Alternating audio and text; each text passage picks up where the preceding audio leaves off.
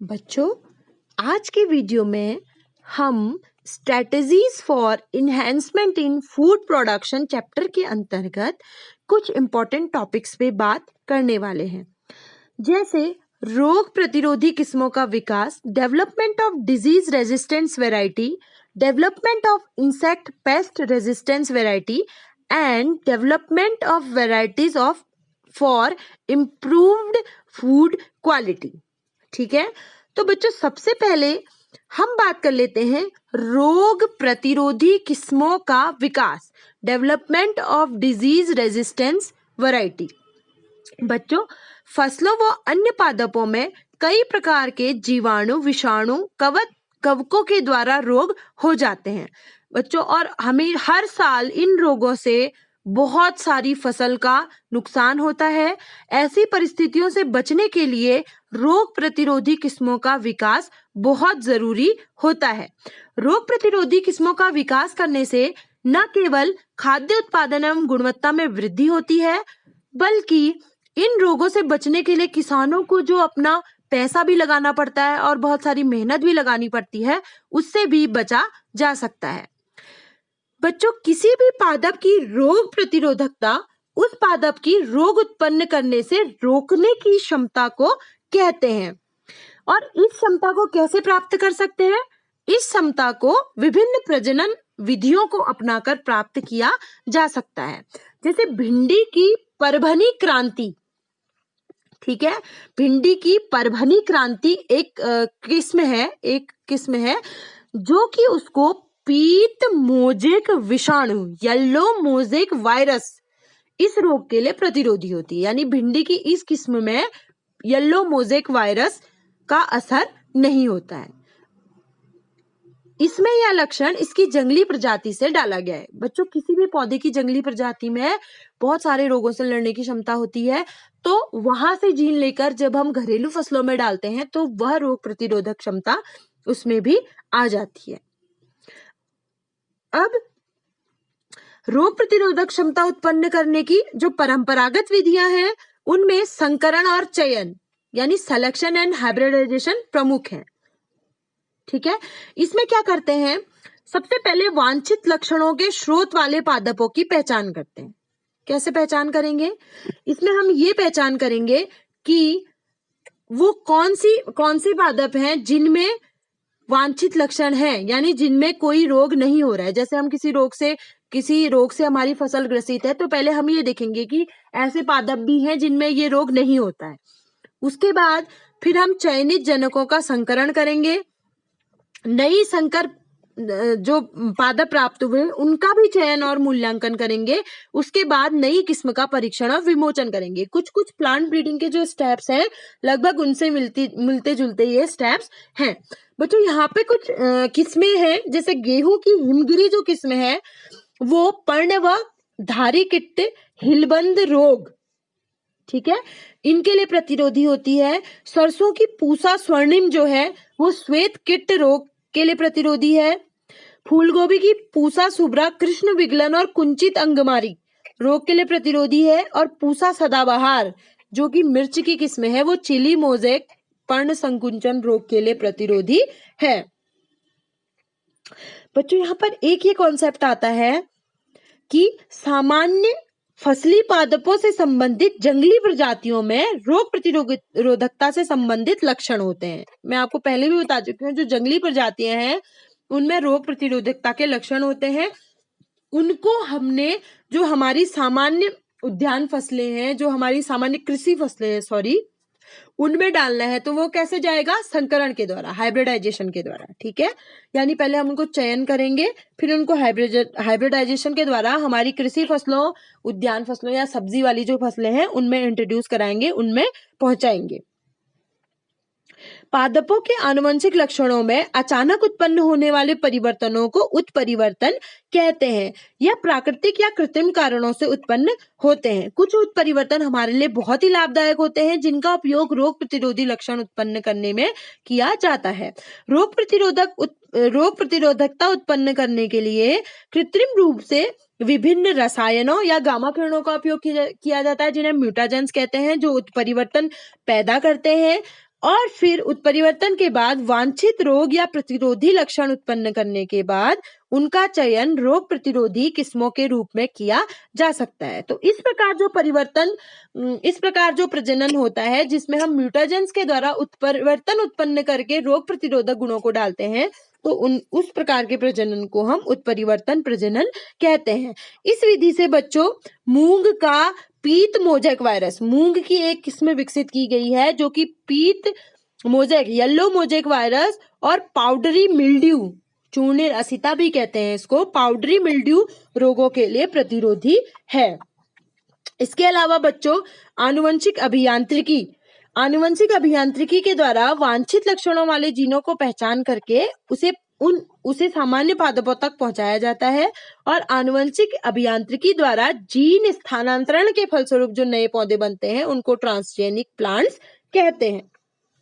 चलिए बच्चों, अब हम बात कर लेते हैं development of insect pest resistance variety. बच्चों इस बीच आपने टिड्डी दल का आतंक बहुत सुना होगा न्यूज में, खबरों में हमेशा, कि टिड्डियों से, यानी पेस्ट या पीड़क भी कहते हैं, हर साल हमारी फसलों को, टिड्डी के अलावा बहुत सारे ईख की गिडार, बहुत सारे कीड़े ऐसे हैं, इंसेक्ट और पेस्ट हैं जो हमारी फसलों को बहुत हानि पहुंचाते हैं, जिससे उत्पादन एवं गुणवत्ता का ह्रास होता है। ठीक है, उत्पादन तो कम होता ही होता है, साथ में गुणवत्ता भी, जैसे छेद वाले, कीड़े वाले फल और सब्जियां देखने में भी बुरे लगते हैं और हमारे स्वास्थ्य पे भी बहुत बुरा असर डालते हैं। ठीक है, तो इनके नियंत्रण के लिए कीटनाशी और पीड़कनाशी रसायनों का उपयोग करने के कारण हमारे वातावरण और स्वास्थ्य पर भी विपरीत प्रभाव पड़ रहा है। ठीक है, किसानों को अपनी आजीविका चलाने के लिए वो बिना सोचे समझे कीटनाशी और पीड़कनाशियों का अंधाधुंध छिड़काव करते हैं, जिससे कि हमारे स्वास्थ्य को और पूरे, मतलब ये कुल मिला के बहुत हानिकारक है। तो इससे बचने के लिए क्या करना है? इससे बचने के लिए हमें ऐसी प्रजातियों का विकास करना होगा जो कीट व पीड़क प्रतिरोधी हो, यानी उनमें खुद ही ऐसे केमिकल्स निकले जो कीड़ों को और पेस्ट को अपने पास आने से रोक दें। ठीक है, संकरण व चयन द्वारा उत्पन्न कुछ कीटनाशी प्रतिरोधी किस्में हैं। पूसा गौरव, ब्रेसिका की एफिड जो कीड़ा है उसकी प्रतिरोधी है। पूसा सेम 2, बीन की जैसिड एफिड और फल वेधक से इसकी रक्षा करती है। पूसा A4, पूसा स्वामी, 2 किस्में हैं जो भिंडी की तना व फल वेधक ये किस्में हैं। इसके अलावा कपास को, गेहूं को और बहुत सारे ऐसे कीट हैं जो फसल को बहुत हानि पहुंचाते हैं, तो उनके लिए हमें चयन और हाइब्रिडाइजेशन यानी चयन और संकरण द्वारा ही इंसेक्ट प्रतिरोधक किस्मों का विकास करने की बहुत आवश्यकता है। बच्चों, चाहे वो इंसेक्ट प्रतिरोधक हो, चाहे वो बीमारियों के लिए प्रतिरोधक हो, चयन और संकरण 2 मुख्य विधियां हैं, इनको तो आप हमेशा याद रखिएगा। पहले चयन करेंगे, फिर हाइब्रिडाइजेशन के थ्रू उसको और सामान्य पौधे को मिलाकर एक नया पौधा, नई किस्म बनाएंगे जिनमें ये रोग प्रतिरोधकता पाई जाएगी। चलिए बच्चों, अब बात कर लेते हैं development of varieties for improved food quality. बच्चों, मनुष्य को पोषक, संतुलित व पर्याप्त आहार उपलब्ध कराने के लिए उन्नत खाद्य गुणवत्ता वाली किस्मों का विकास करना बहुत जरूरी होता है। वर्तमान में हमारे बहुत सारे लोग भूखमरी का शिकार हैं, कुपोषण है, जिसके कारण लोगों की कार्य क्षमता में कमी आती है और विकास की गति अवरुद्ध होती है। आप जानते होंगे कि एक उन्नत राष्ट्र के लिए वहां के प्रत्येक नागरिक का स्वस्थ होना बहुत जरूरी होता है और स्वस्थ होने के लिए संतुलित आहार बहुत जरूरी होता है। भोजन में विटामिन ए, आयोडीन, जिंक की कमी से कई प्रकार के रोग हो जाते हैं, जिनसे जीवन काल और जो हमारी कार्य करने की क्षमता है उसमें गिरावट आती है। बच्चों, यहाँ पर एक कॉन्सेप्ट आता है जिसको हम कहेंगे बायोफोर्टिफिकेशन। ठीक है, उस कॉन्सेप्ट को क्या कहते हैं?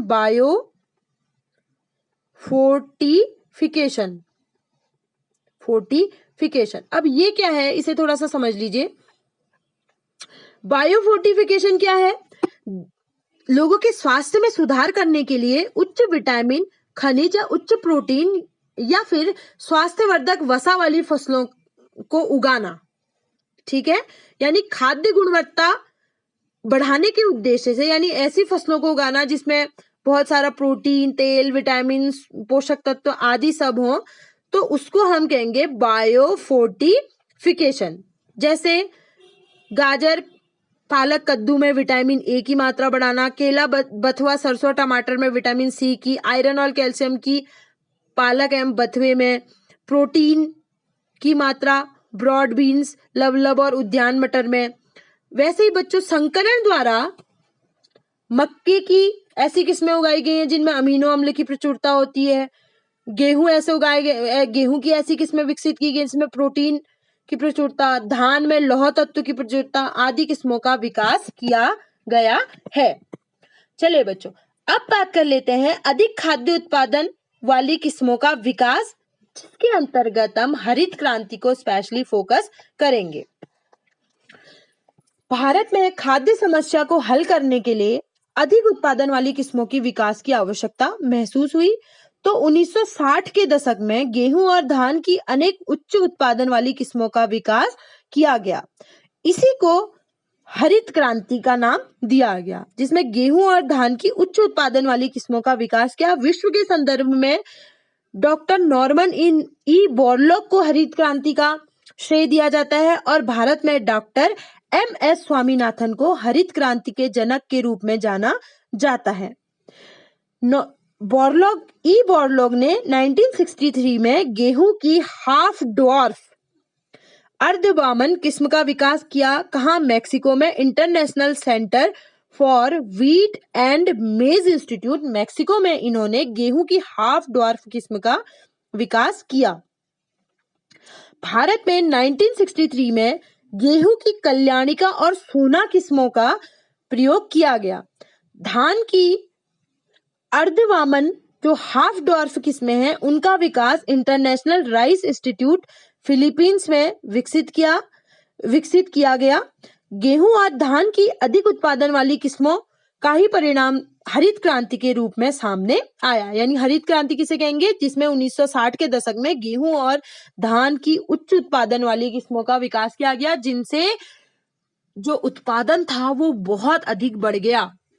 जैसे आप यहाँ पे लिस्ट देखिए, गेहूं 1960 में 11 मिलियन MMT था, 2000 में 75 मिलियन हो गया और 2020 में 105 MMT एक्सपेक्टेड। ठीक है, वही धान 35 मिलियन MMT 1960 में, 89.5 मिलियन 2000 में और 2020 में एक्सपेक्टेड 117 MMT फोरकास्ट है, एक्सपेक्टेड फोरकास्टिंग है। ठीक है, इतना एक्सपेक्ट किया गया।